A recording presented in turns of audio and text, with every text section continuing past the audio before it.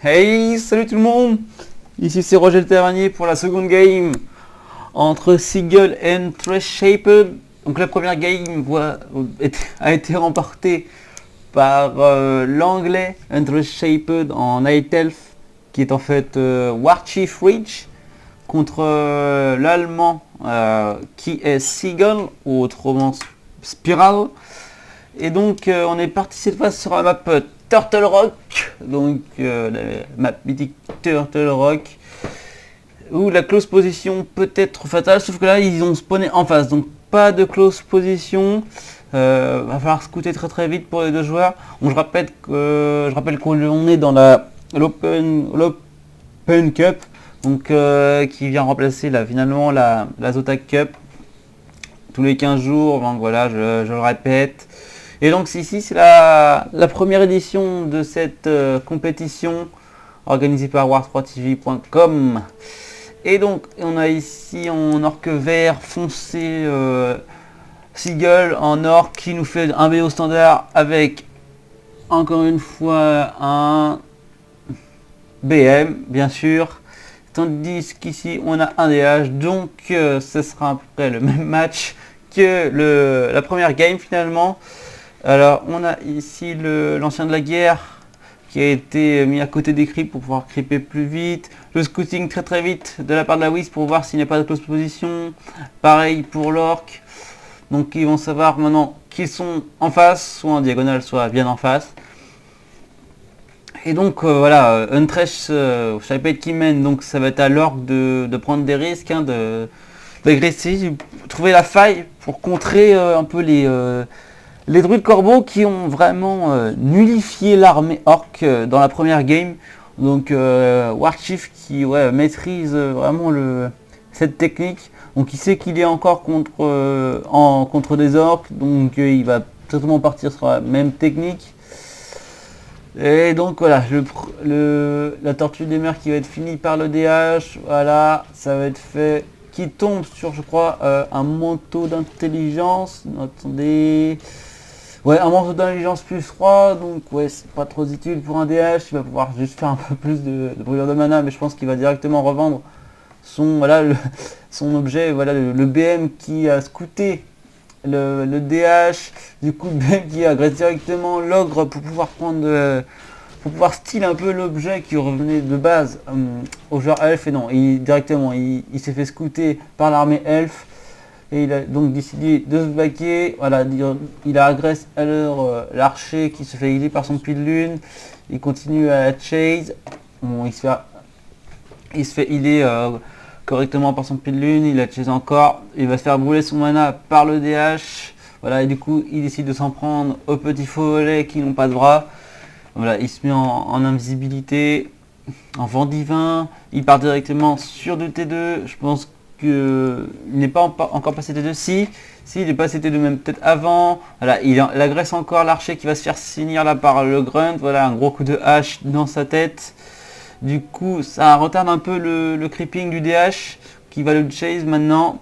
Voilà, il va essayer de finir ce faux follet, pas de detonate. Voilà, plus d'expérience alors finalement. Non, pas plus d'expérience parce qu'il n'a pas creepé avant. Peut-être qu'il va essayer de finir l'ogre qu'il a commencé, même pas, peut-être se mettre en main divin. Voilà, il va acheter certainement des bottes de vitesse, voilà qui est fait. Voilà, le T2 qui, il est vraiment l'elfe qui a vraiment lancé avant l'orc là. Bon, c'est presque similaire. Du coup, il va continuer à creeper ici. Donc voilà, non, il a scouté le Wisp juste à côté qui va certainement faire un detonate. Du coup, il se place juste pour que le BM ne puisse pas le finir. Ça, c'est joli.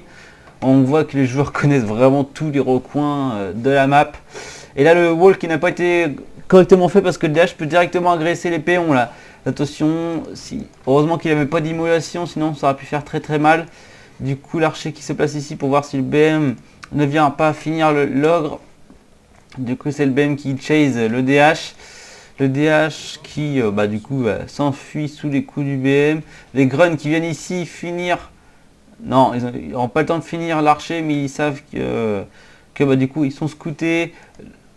Voilà, le bâton de téléportation qui est utilisé par le DH. dans sa base pour pouvoir se healer.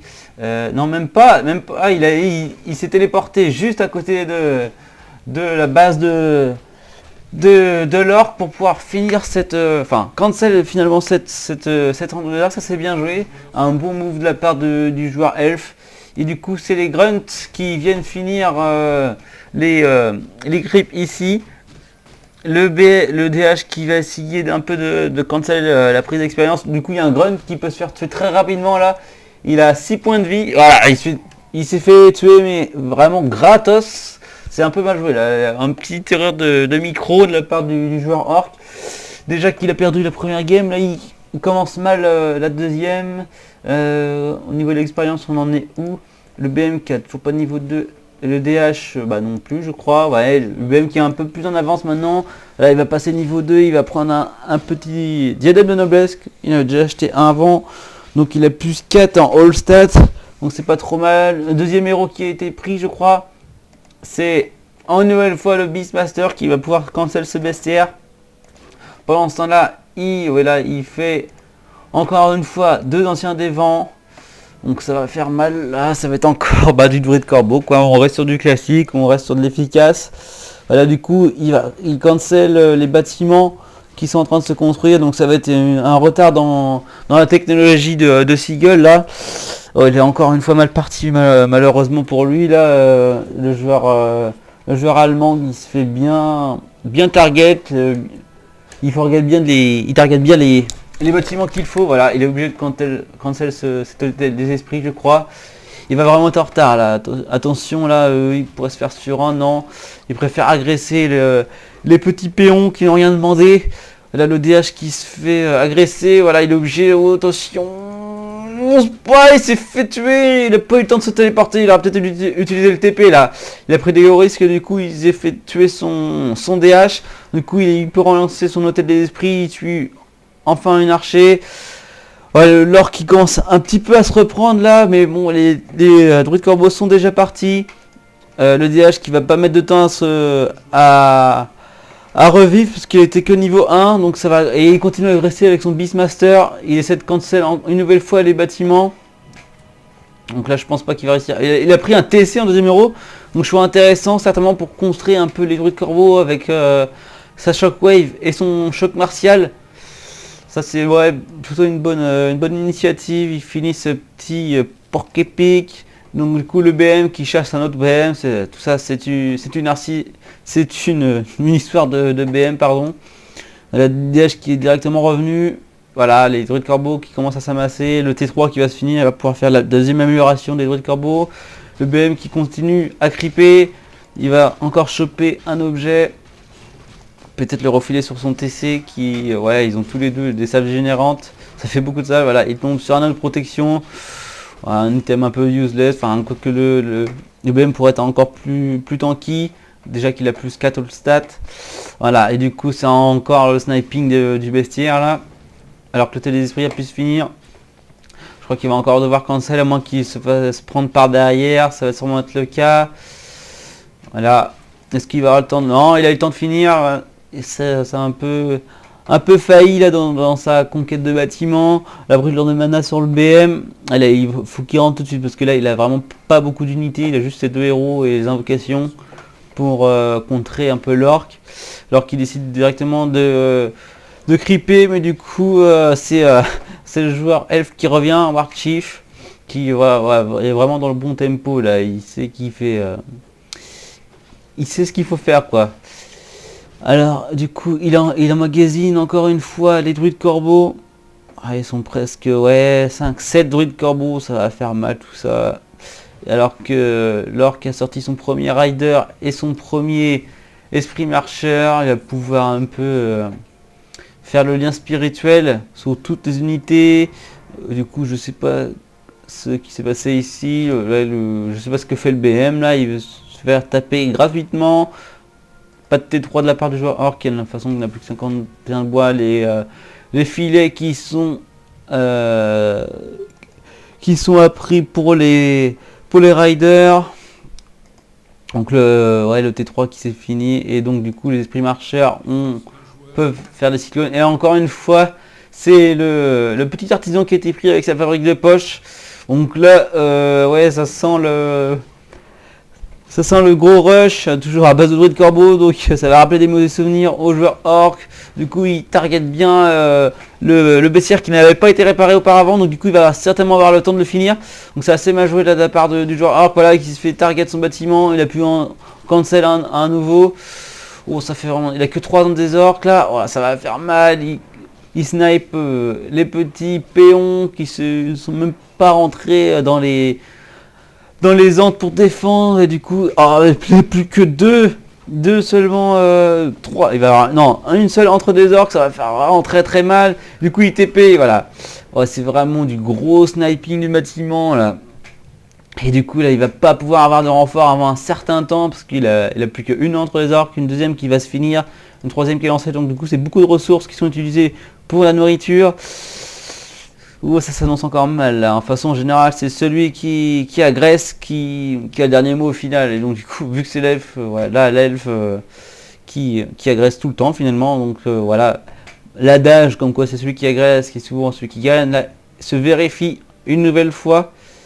Enfin, il n'a pas encore gagné, mais ça ne serait tardé, je pense là.